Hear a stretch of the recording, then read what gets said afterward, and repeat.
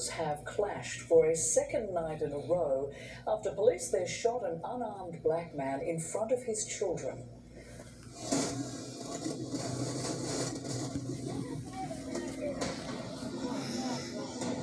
Right now, Jacob Blake is in stable condition after being shot multiple times by police. His situation has sparked anger and at times violence in Kenosha. Some demonstrators were seen shooting fireworks at officers dressed in riot gear near the Kenosha County Courthouse. Bottles were thrown at police. At one point, gas was sent into a crowd of protesters and people were heard having difficulty breathing. At least 3 buildings were burning and protesters reignited a dump truck that had been lit on fire the night before.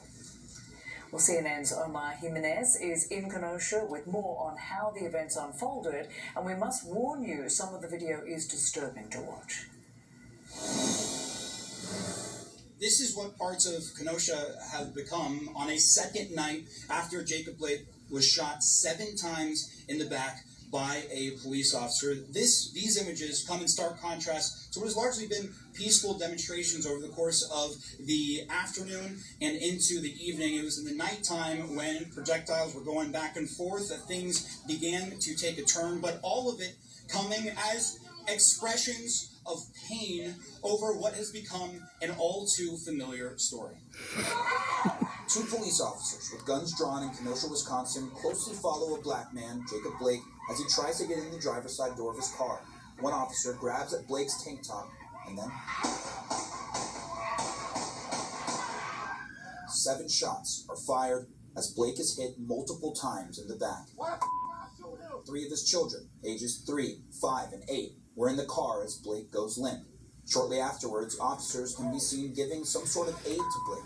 He was later flown to a nearby hospital and is in serious condition. Police say they were responding to a domestic incident call, but it remains unclear what sparked the shooting, and the video doesn't show the events leading up to it.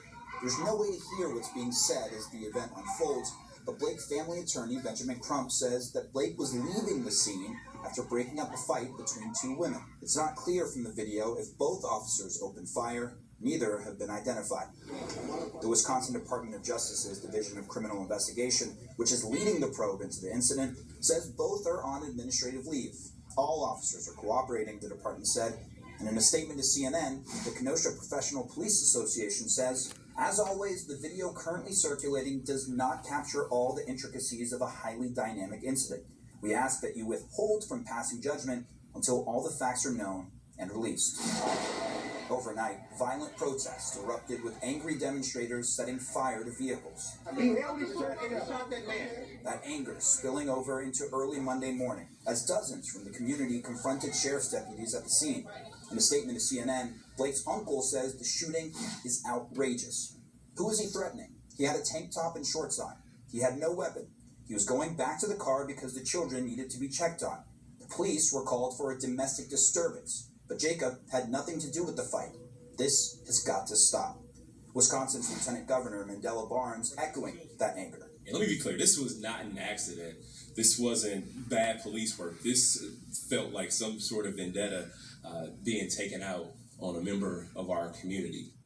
There had been a curfew in place starting at 8 p.m. local time into the overnight hours towards the early morning, but it didn't stop demonstrators from coming out and making their voices heard. And while there's still a lot that we don't know about what led up to the shooting, what we do know is that there's a lot of pain in this community over how this unfolded. Rosemary? Thanks so much for that report, Omar.